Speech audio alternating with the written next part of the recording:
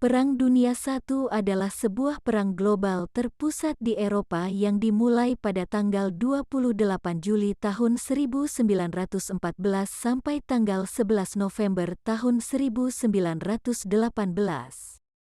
Perang ini sering disebut Perang Dunia atau Perang Besar sejak terjadi sampai dimulainya Perang Dunia II pada tahun 1939. Dan Perang Dunia Pertama atau Perang Dunia I setelah itu. Perang ini melibatkan semua kekuatan besar dunia, yang terbagi menjadi dua aliansi bertentangan, yaitu Sekutu, berdasarkan Entente III yang terdiri dari Britania Raya, Prancis, dan Rusia, dan Blok Sentral, terpusat pada Aliansi III yang terdiri dari Jerman, Austria-Hongaria, dan Italia. Namun saat Austria-Hongaria melakukan serangan sementara persekutuan ini bersifat defensif, Italia tidak ikut berperang. Kedua aliansi ini melakukan reorganisasi, Italia berada di pihak sekutu, dan memperluas diri saat banyak negara ikut serta dalam perang. Lebih dari 70 juta tentara militer, termasuk 60 juta orang Eropa, dimobilisasi dalam salah satu perang terbesar dalam sejarah.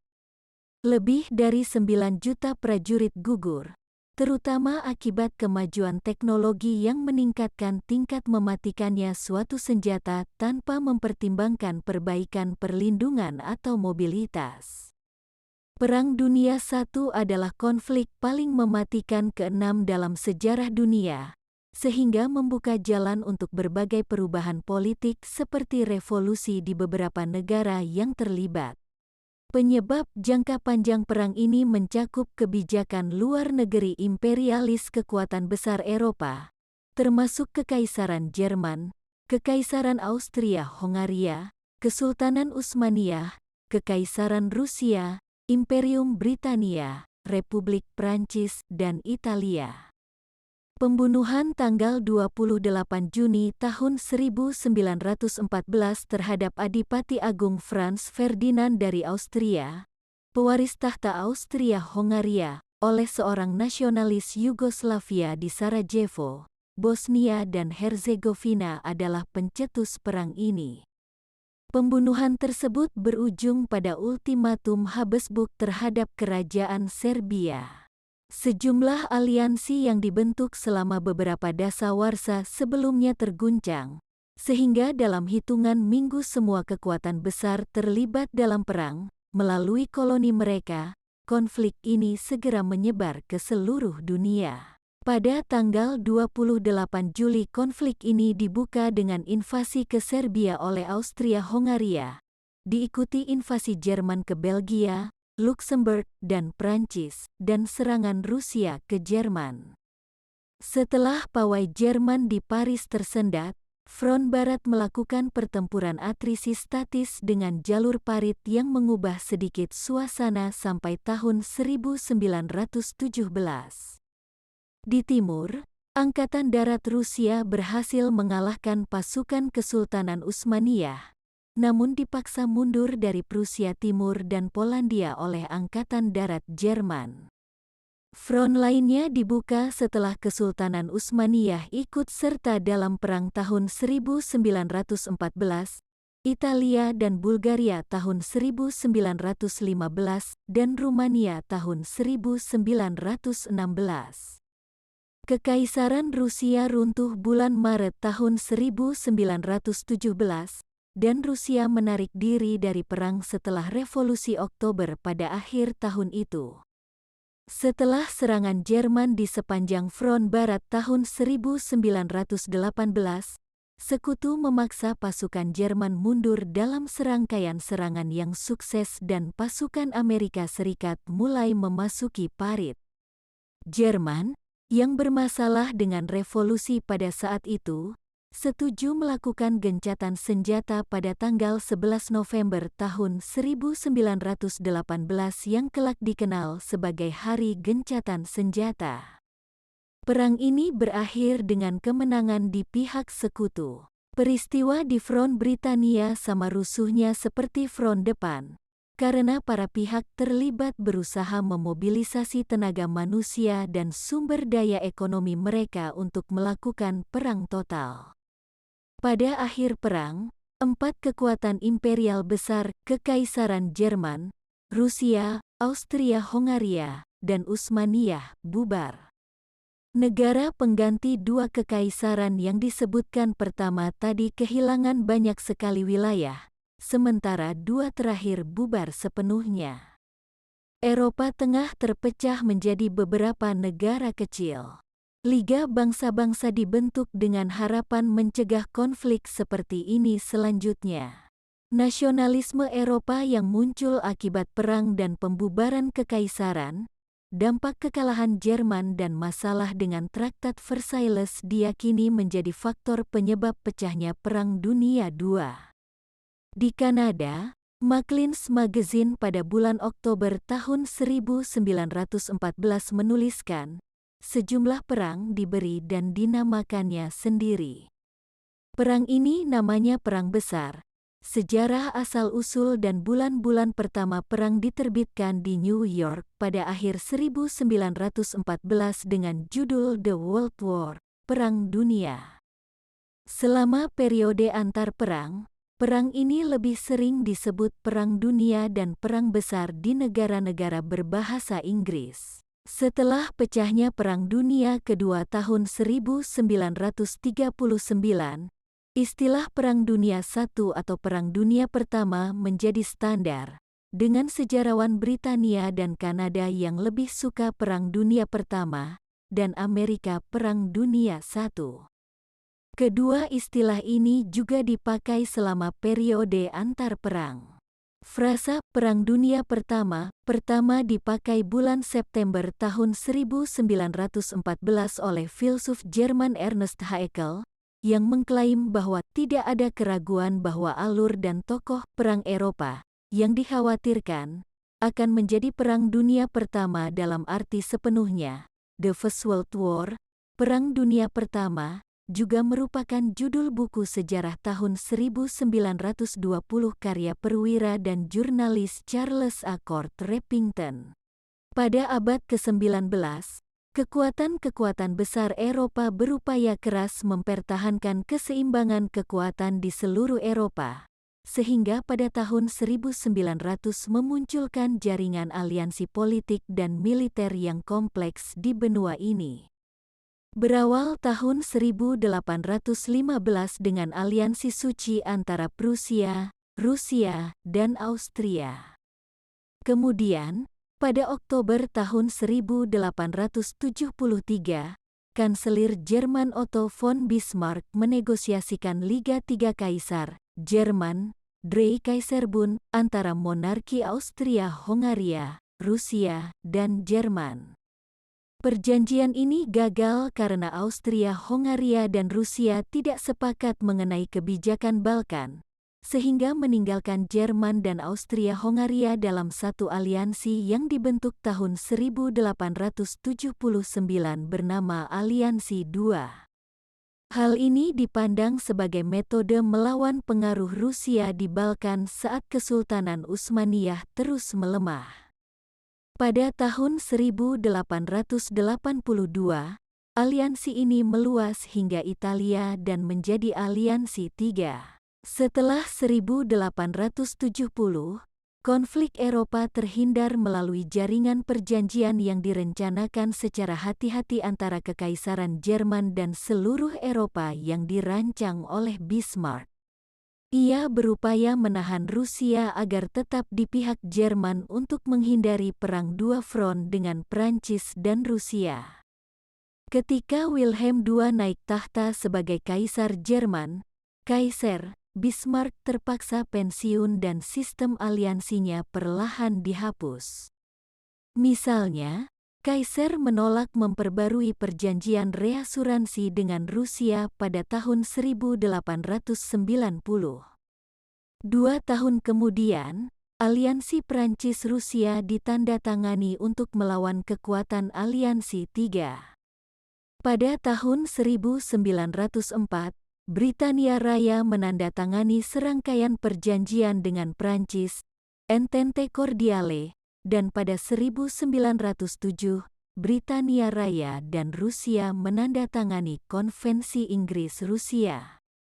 Meski perjanjian ini secara formal tidak menyekutukan Britania Raya dengan Prancis atau Rusia, mereka memungkinkan Britania masuk konflik manapun yang kelak melibatkan Prancis dan Rusia, dan sistem penguncian perjanjian bilateral ini kemudian dikenal sebagai Entente III.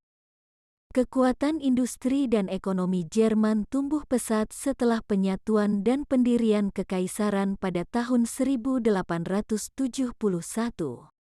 Sejak pertengahan 1890-an sampai seterusnya, pemerintahan Wilhelm II memakai basis industri ini untuk memanfaatkan sumber daya ekonomi dalam jumlah besar untuk membangun Kaiserliche Marine, Angkatan Laut Kekaisaran Jerman, yang dibentuk oleh Laksamana Alfred von Tirpitz untuk menyaingi Angkatan Laut Kerajaan Britania Raya untuk supremasi laut dunia. Hasilnya, setiap negara berusaha mengalahkan negara lain dalam hal kapal modal.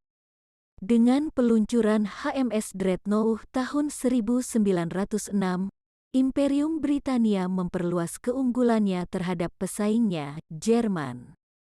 Perlombaan senjata antara Britania dan Jerman akhirnya meluas ke seluruh Eropa, dengan semua kekuatan besar memanfaatkan basis industri mereka untuk memproduksi perlengkapan dan senjata yang diperlukan untuk konflik pan-Eropa. Antara 1908 dan 1913, belanja militer kekuatan-kekuatan Eropa meningkat sebesar 50%. Gavrilo Princip, seorang pelajar Serbia Bosnia, ditahan sesaat setelah membunuh Adipati Agung Franz Ferdinand dari Austria. Austria-Hongaria mengawali krisis Bosnia tahun 1908 sampai tahun 1909 dengan menganeksasi secara resmi bekas teritori Utsmaniyah di Bosnia dan Herzegovina, yang telah diduduki sejak 1878. Peristiwa ini membuat kerajaan Serbia dan pelindungnya, Kekaisaran Rusia yang pan-Slavik dan Ortodoks berang. Manuver politik Rusia di kawasan ini mendestabilisasi perjanjian damai yang sudah memecah belah apa yang disebut sebagai Tong Mesiu Eropa. Tahun 1912 dan 1913, Perang Balkan pertama pecah antara Liga Balkan dan Kesultanan Utsmaniyah yang sedang retak. Perjanjian London setelah itu mengurangi luas Kesultanan Utsmaniyah dan menciptakan negara merdeka Albania, tetapi memperbesar teritori Bulgaria, Serbia, Montenegro, dan Yunani.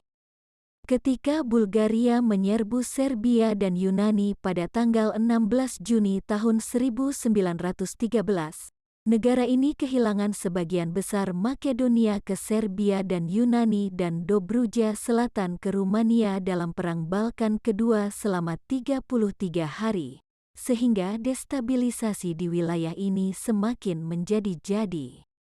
Kebingungan Blok Sentral, strategi Blok Sentral mengalami miskomunikasi. Jerman telah berjanji mendukung invasi Austria-Hongaria ke Serbia, namun penafsiran maksudnya berbeda.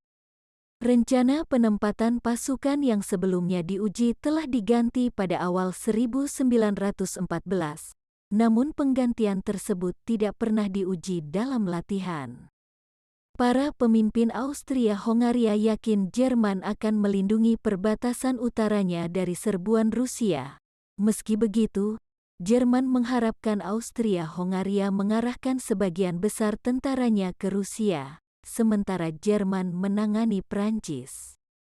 Kebingungan ini mendorong Angkatan Darat Austria-Hongaria membagi pasukannya antara front Rusia dan Serbia. Pada tanggal 9 September tahun 1914, September Program, sebuah rencana memungkinkan yang menyebutkan tujuan perang tertentu Jerman dan persyaratan yang dipaksakan Jerman terhadap blok sekutu, dibuat oleh Kanselir Jerman Theobald von Bethmann Hollweg. Rencana ini tidak pernah dilaksanakan secara resmi. Kampanye Afrika, sejumlah pertempuran pertama dalam perang melibatkan kekuatan kolonial Britania, Prancis, dan Jerman di Afrika. Tanggal 7 Agustus tentara Prancis dan Britania menyerbu protektorat Togoland Jerman. Tanggal 10 Agustus pasukan Jerman di Afrika Barat Daya menyerang Afrika Selatan. Pertempuran sporadis dan sengit berlanjut sampai akhir perang. Pasukan kolonial Jerman di Afrika Timur Jerman, dipimpin Kolonel Paul Emil von Lettow-Vorbeck, melakukan kampanye peperangan gerilya selama Perang Dunia I dan baru menyerah 2 minggu setelah gencatan senjata diberlakukan di Eropa. Kampanye Serbia, Austria menyerbu dan memerangi pasukan Serbia pada pertempuran Cer dan pertempuran Kolubara yang dimulai tanggal 12 Agustus. Sampai 2 minggu berikutnya, serangan Austria dipatahkan dengan kerugian besar, yang menandakan kemenangan besar pertama sekutu dalam perang ini dan memupuskan harapan Austria-Hongaria akan kemenangan mulus. Akibatnya, Austria harus menempatkan pasukan yang memadai di front Serbia, sehingga melemahkan upayanya membuka perang dengan Rusia. Kekalahan Serbia dalam invasi Austria-Hongaria tahun 1914 tergolong sebagai kemenangan terbalik besar dalam abad terakhir. Pasukan Jerman di Belgia dan Prancis, tentara Jerman di gerbong kereta menuju garis depan pada tahun 1914. Pesan di gerbong bertuliskan, "Perjalanan ke Paris." Pada awal perang, semua sisi berharap konflik ini cepat selesai. Pada awal pecahnya Perang Dunia Pertama, Angkatan Darat Jerman, di sebelah barat terdiri dari 7 pasukan lapangan, melaksanakan versi modifikasi rencana Schlieffen yang dirancang untuk menyerang Prancis secara cepat melalui Belgia yang netral sebelum berbelok ke selatan untuk mengepung pasukan Prancis di perbatasan Jerman. Karena Prancis telah menyatakan bahwa mereka akan bertindak sebebasnya andai terjadi perang antara Jerman dan Rusia, Jerman memperkirakan kemungkinan serangan di 2 front. Jika terjadi hal seperti itu, rencana Schlieffen menyatakan bahwa Jerman harus mencoba mengalahkan Prancis secara cepat, seperti yang terjadi pada Perang Prancis-Prusia tahun 1870–71. Rencana ini menyarankan bahwa untuk mengulangi kemenangan cepat di barat, Jerman tidak usah menyerang melalui Alsace-Lorraine, yang memiliki perbatasan langsung di sebelah barat Sungai Rin, tetapi mencoba memutuskan Paris secara cepat dari Selat Inggris, terputus dengan Britania Raya. Kemudian pasukan Jerman dipindahkan ke timur untuk menyerbu Rusia. Rusia diyakini membutuhkan persiapan lama sebelum bisa menjadi ancaman besar bagi blok sentral. Jerman ingin bergerak bebas melintasi Belgia dan Belanda juga, meski ditolak Kaisar Wilhelm II untuk bertemu Prancis di perbatasannya. Jawaban dari Belgia netral tentu saja tidak. Jerman kemudian merasa perlu menyerbu Belgia, karena inilah rencana satu-satunya yang ada andai terjadi perang 2 front di Jerman. Prancis juga ingin menggerakkan tentara mereka melintasi Belgia, tetapi Belgia menolak untuk menghindari pecahnya perang apapun di tanah Belgia. Pada akhirnya, setelah serbuan Jerman, Belgia mencoba menggabungkan pasukan mereka dengan Prancis. Namun sebagian besar pasukan Belgia mundur ke Antwerpen tempat mereka dipaksa menyerah ketika semua harapan bantuan pupus. Rencana ini meminta agar sisi kanan Jerman bergerak ke Paris, dan awalnya Jerman berhasil, terutama pada pertempuran Frontier, 14 tanggal 24 Agustus. Pada tanggal 12 September Prancis, dengan bantuan dari pasukan Britania, menghambat pergerakan Jerman ke timur Paris pada pertempuran Marne pertama, 5–12 September, dan mendorong pasukan Jerman 50 km ke belakang. Hari-hari terakhir pertempuran ini menandakan akhir dari peperangan bergerak di barat. Serangan Prancis ke Alsace Selatan dimulai tanggal 20 Agustus dengan pertempuran Mulhouse mengalami sedikit kesuksesan. Di sebelah timur, hanya satu pasukan lapangan, yaitu pasukan ke-8, yang bergerak cepat melalui kereta api melintasi Kekaisaran Jerman. Pasukan yang dulunya cadangan di barat ini dipimpin oleh Jenderal Paul von Hindenburg untuk mempertahankan Prusia Timur, setelah berhasil melakukan serbuan awal ke Rusia dengan 2 unit pasukan. Jerman mengalahkan Rusia dalam serangkaian pertempuran yang secara kolektif disebut Pertempuran Tannenberg Pertama, tanggal 17 Agustus tanggal 2 September. Akan tetapi, invasi Rusia yang gagal lebih disebabkan oleh berhentinya serangan Jerman di barat dan kekalahan taktis oleh Angkatan Darat Prancis di Marne. Pasukan Jerman semakin lelah dan pasukan cadangannya dipindahkan untuk menangani invasi ke Rusia. Staf Jenderal Jerman di bawah Jenderal Helmut von Moltke yang muda juga telah memperhitungkan bahwa pemanfaatan transportasi tentara cepat melalui kereta api tidak berjalan sebagaimana yang diharapkan di luar Kekaisaran Jerman. Blok Sentral gagal mendapatkan kemenangan cepat di Prancis dan terpaksa berperang di 2 front.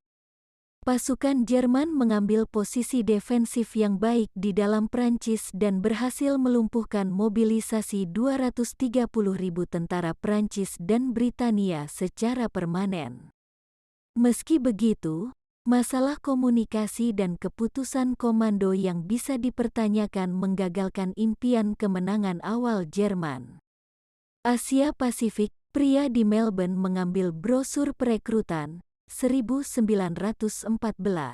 Selandia Baru menduduki Samoa Jerman, kemudian Samoa Barat pada tanggal 30 Agustus tahun 1914.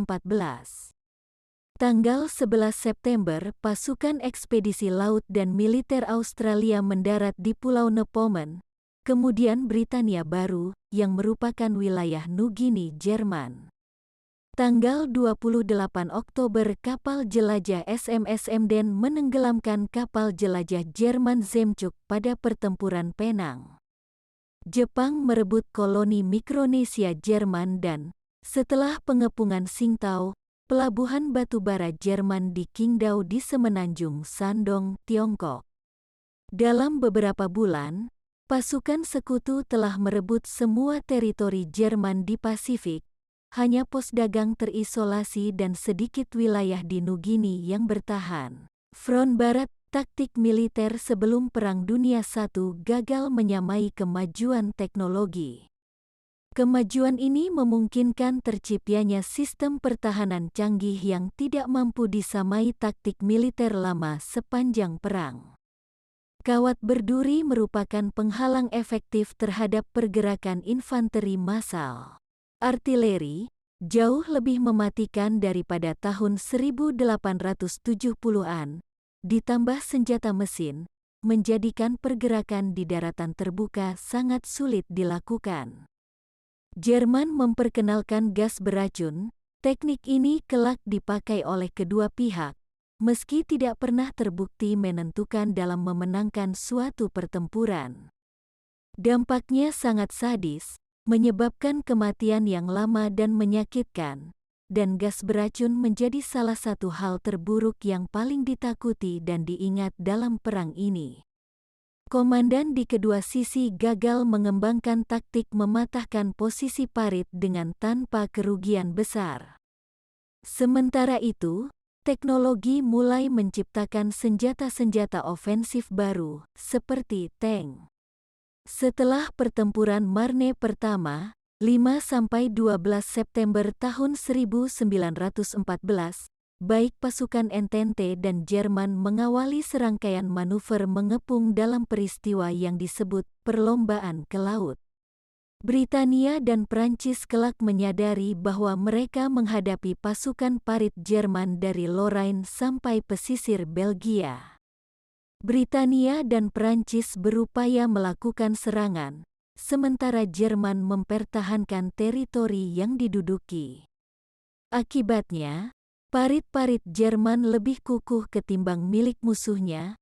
Parit Inggris-Prancis hanya bersifat sementara sebelum pasukan mereka mematahkan pertahanan Jerman. Di dalam parit, pasukan bedil kerajaan Irlandia di parit komunikasi pada hari pertama di Somme, tanggal 1 Juli tahun 1916.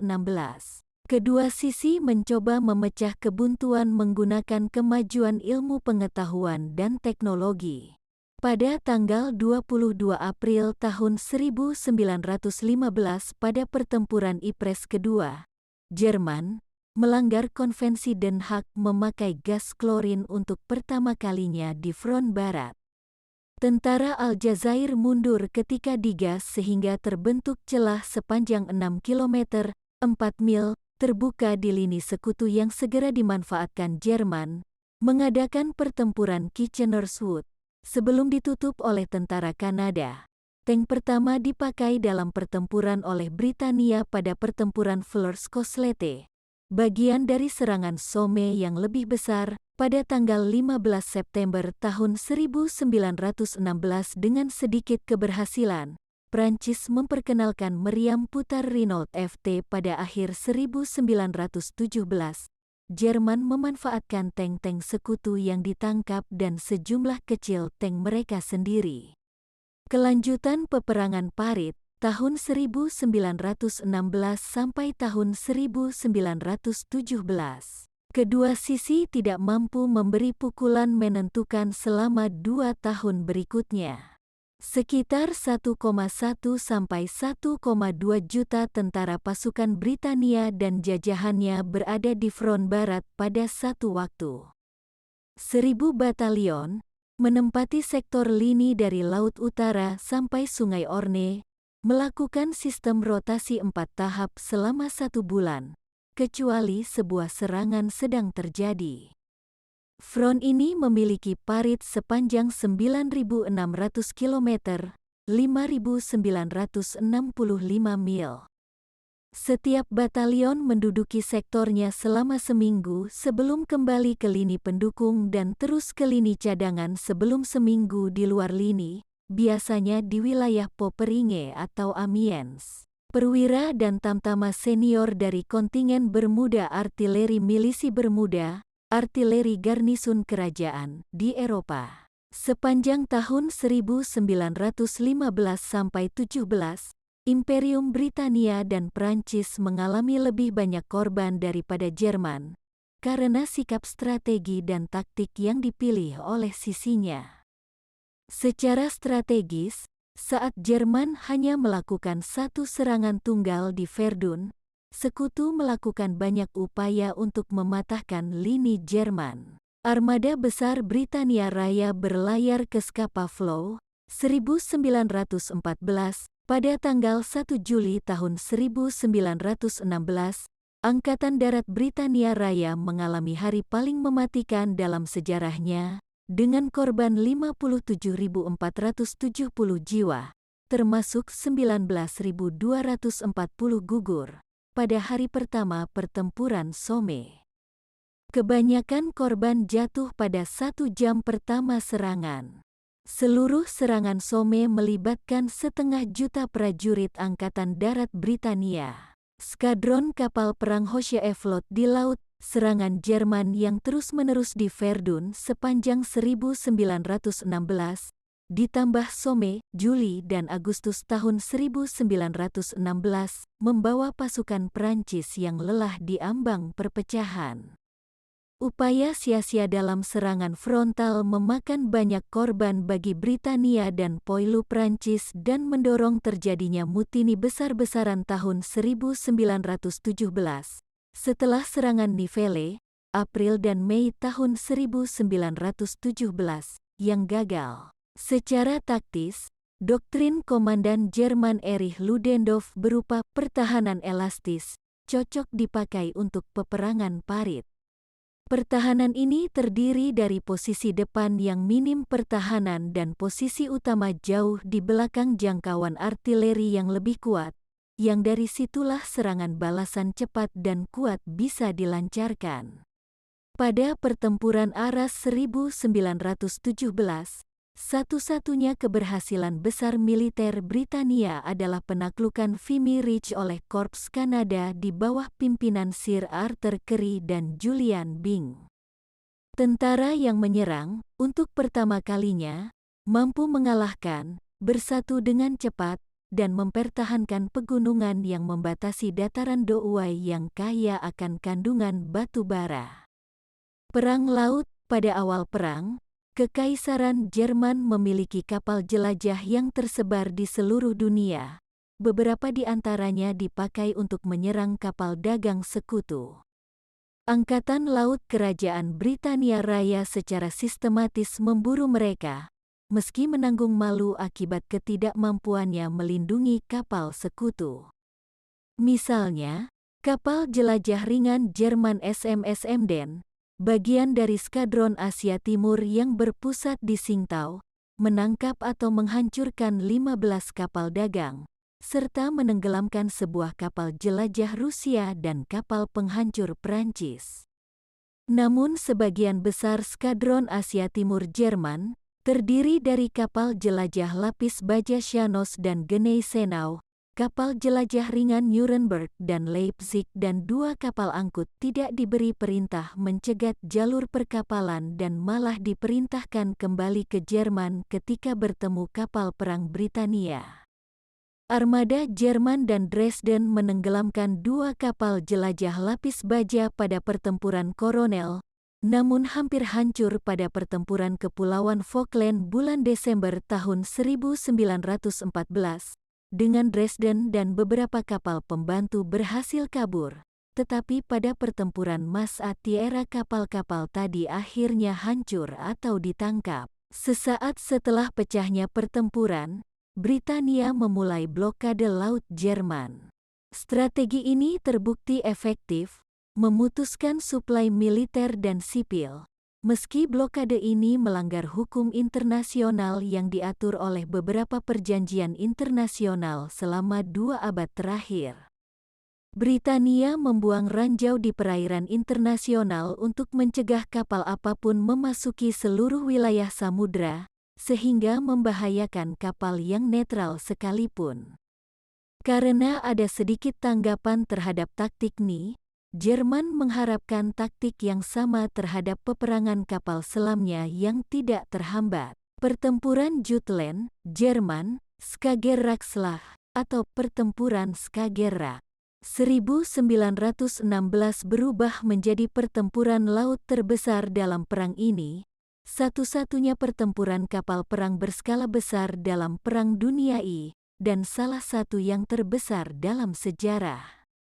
Pertempuran ini terjadi pada tanggal 31 Mei tanggal 1 Juni tahun 1916 di Laut Utara lepas pantai Jutland. Armada Laut Lepas Kaiserliche Marine, dipimpin Wakil Laksamana Reinhard Schleicher, berperang melawan armada besar Angkatan Laut Kerajaan, dipimpin Laksamana Sir John Jellicoe. Pertempuran ini buntu, karena Jerman, yang kalah jumlah dengan armada Britania, berhasil kabur dan mengakibatkan kerusakan lebih banyak bagi armada Britania daripada yang mereka terima.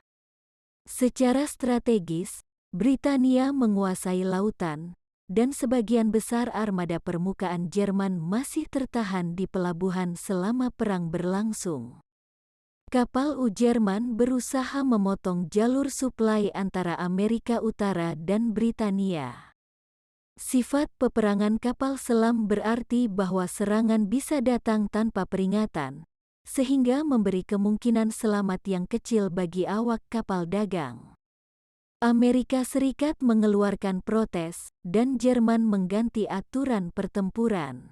Setelah penenggelaman kapal penumpang RMS Lusitania tahun 1915, Jerman berjanji tidak lagi menyerang kapal penumpang, Sementara Britania mempersenjatai kapal-kapal dagangnya dan menempatkan mereka di luar perlindungan aturan kapal jelajah, yang meminta peringatan dan penempatan awak di tempat aman standar yang tidak dimiliki Sekoci. Akhirnya, pada awal 1917, Jerman menerapkan kebijakan peperangan kapal selam tak terbatas, menyadari bahwa Amerika Serikat akan ikut berperang. Jerman berupaya menghambat jalur laut sekutu sebelum Amerika Serikat dapat memindahkan pasukan dalam jumlah besar ke luar negeri, tetapi hanya mampu mengerahkan 5 kapal U jarak jauh dengan dampak yang sedikit. U-155 dipamerkan dekat Tower Bridge di London setelah Perang Dunia Pertama. Ancaman kapal U berkurang pada tahun 1917. Ketika kapal-kapal dagang mulai berlayar dalam bentuk konvoi dan dikawal kapal penghancur. Taktik ini terbukti sulit bagi kapal UU untuk mencari target, sehingga mengurangi kerugian. Setelah hidropon dan ranjau bawah air diperkenalkan, kapal penghancur pengawal bisa menyerang kapal selam dengan kemungkinan berhasil. Konvoi memperlambat aliran suplai, karena kapal harus menunggu saat konvoi dibentuk.